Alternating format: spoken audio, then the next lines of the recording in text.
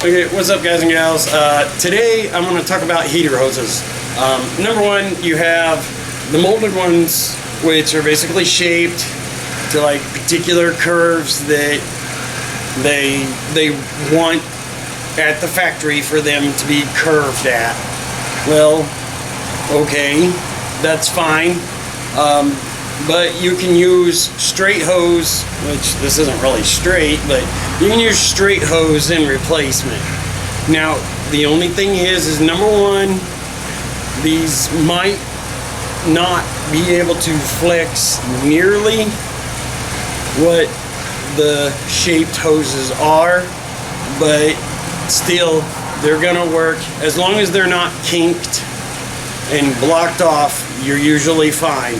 And most generally, you can get a straight hose in there just fine, and it's usually only turned a little bit.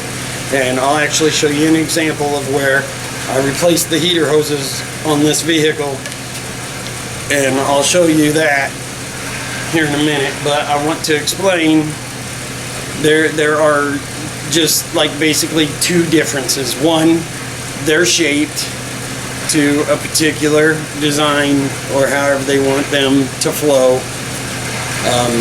and a lot of times you'll find that they're actually thicker walled.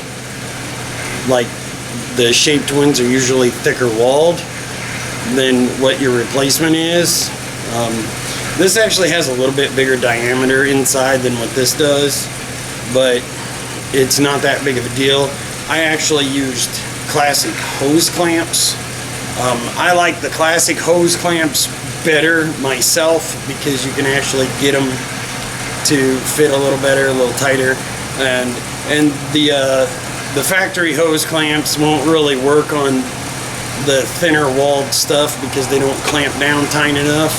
So to use like your aftermarket standard hose clamps, such as this style, you can.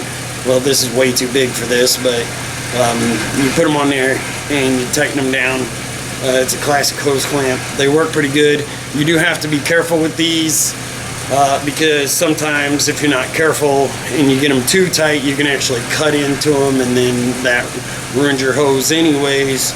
So as long as you're careful using these, you can use these just fine. But like I say, other than the fact that these are a little bit thicker, and they actually have a shape to them for a specific spot, which basically you can get these straight ones to flex enough that usually you're not going to kink them. So like I say, as long as you can get it in there and it's not kinked, you'll usually be just fine replacing it with a straight hose. Number one, this is way cheaper than getting a shaped hose anyways. I can't remember what I paid for this, but it was like half the price of what one of these hoses was. So anyways, and I got a pretty good length so that I would have extra around the shop. So anyways, I'm going to show you where I replaced the heater hose. Number one, you can see this hose. It goes back in there just like it's supposed to. And the lower hose, you can see it just goes straight back in there like it's supposed to. It doesn't need to be bent or turned or anything. It's just practically a straight shot onto it, to the heater core extensions.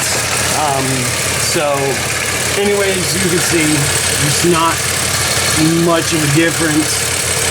Why they want them to be bent or shaped, I have no real idea, but as you can see, you can replace them, and as you can see, that's actually kind of an older heater hose clamp, but I got some nicer, newer ones on the back side. So anyhow, you know, try to make sure that whenever you get the heater hose that it's really close to the same diameter so that you can at least clamp it down, and more than likely the factory clamps aren't going to work. So when you do get the heater hose, go ahead and get you some clamps that are going to work. The clamps are dirt cheap. Usually they're not much. You usually get them in a multi-pack. I had gotten a huge multi-pack for, I think it was like $6 or something, and I got all kinds of sizes. But I just wanted to make sure I had plenty of them around the shop. I do need to get some more smaller ones for heater hoses and stuff like that, so I will end up doing that soon enough. But anyways, you know, just kind of make sure it's very, very close to the same diameter, the inner diameter, so that it's a little bit more snug fit. This happened to be close enough that it worked for my application. So anyways, guys, gals, thank you guys for watching. I hope this actually helps you in, you know, deciding whether you want to get a shaped hose for 5 times as much as what it costs for just some length of hose, and then you can have leftovers for just in case it ever happens again that you need heater hose for your car, your truck, SUV, or whatever it may be. So anyways, you know, a lot of it's about the money you spend. Why spend $18 for this hose whenever you can spend $7 for this hose, you know, or maybe $10, I think it might have, I don't remember.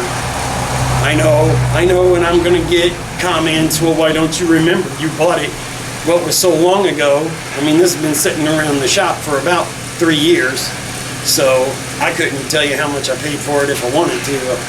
So anyways, it's not much, anywhere between $8 and $10, and I got a really good length of it, considering this would probably have been $15 by itself. Anyways, thank you guys for watching. Feel free to subscribe. Have a spectacular day or night, whichever one it is for you. Peace out.